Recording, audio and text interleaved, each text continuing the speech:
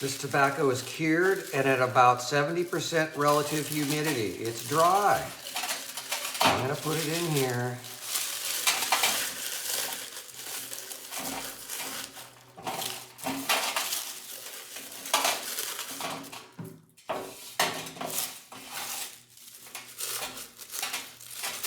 Let's get it all. Put a good lid on it. This happens to be a stainless steel lid, but a good canning lid that's going to seal fairly well. There's water in here. I'm going to use it for a steamer. Done deal.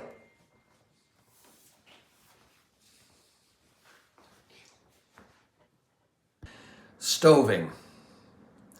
It really is a pipe term synonymous with roasting. The stove tobacco ends up being very, very fresh, nut forward, light, but lacking in body, almost completely lacking in depth at all. It's not something that I would smoke all by itself, but it's really excellent in a blend up to maybe 10%.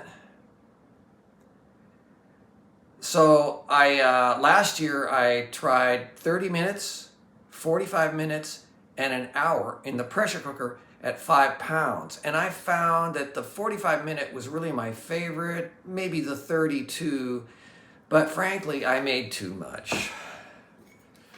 Like this.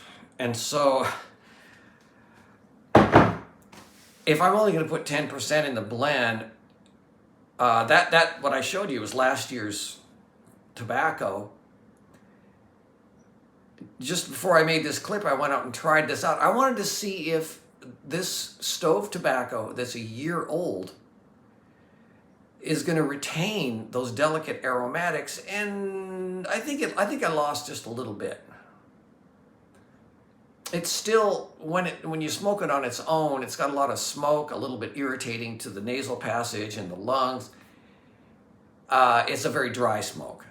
But so what I was thinking first, as far as blending goes, is that it may be wise to do a stove tobacco right before you make your blend, and then you'd retain some of the delicate aromatics, especially with the topping.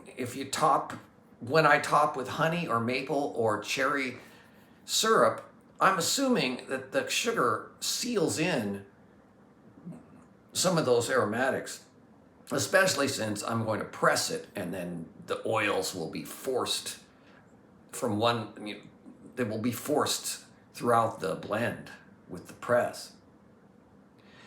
But something I'd like to try, I'm going to leave that on there for 45 minutes, what I just showed you.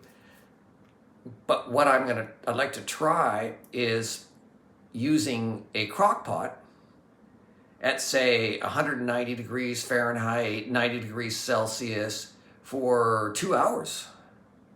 For those of you that have glass top stove cooktops, you may be able to pull that off right on the range. Just to try to preserve some of the most delicate aromatics. I mean, when I roast nuts, I'll always slow roast for a long time, say 175 degrees Fahrenheit, 80 degrees Celsius for 4 hours. It produced by far the best nuts.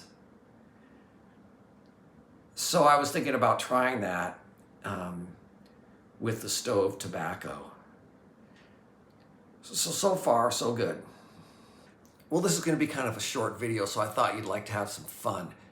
Check out these pipes, Underwater Panther pipes. I did an Underwater Panther video that you might want to check out, but I'll show you several pipes here. The first one, I can't remember where that one was found. The Fierce one. The second was found in Tuscaloosa County, Moundville. The long, thin orange pipe is made of catlinite stone, and it's from the Great Lakes region, which was the heartland of the Underwater Panther. And the last one has an unusual side stem, the Smiling Underwater Panther pipe that was found in a riverbank in Pennsylvania.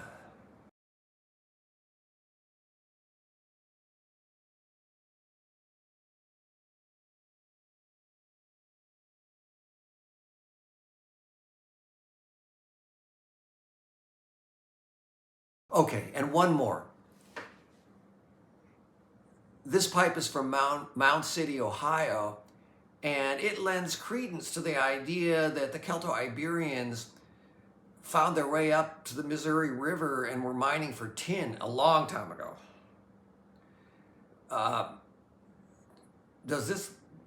You tell me, does this guy look like a Native American to you? He definitely has a mustache and a beard and cat ears.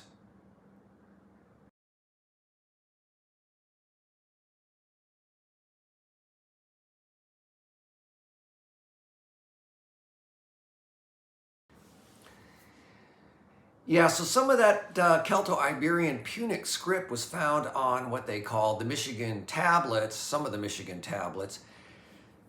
I was going to do a video on that, and I did quite a study on it all for several weeks, and I finally came to the conclusion that some of them were real, I believe, but others were forgeries.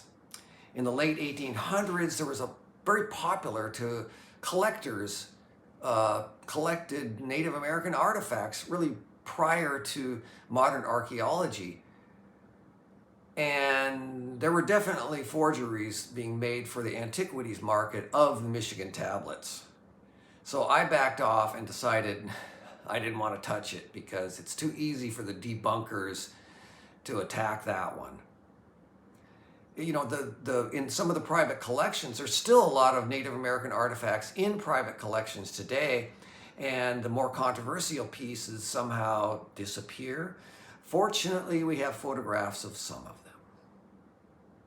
All right, that experiment worked fairly well. It's hard to tell how it tastes now. It's subjective, as I don't really have a control. The tobacco's a little different than what I was using before, but it tastes good.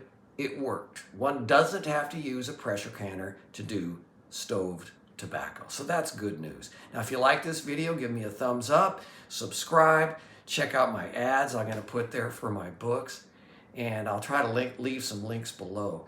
There's links for all of my books if you look at my channel page, all 6 books that I have written. Thanks for watching, and keep me posted as to your developments on what you're working with. Thank you.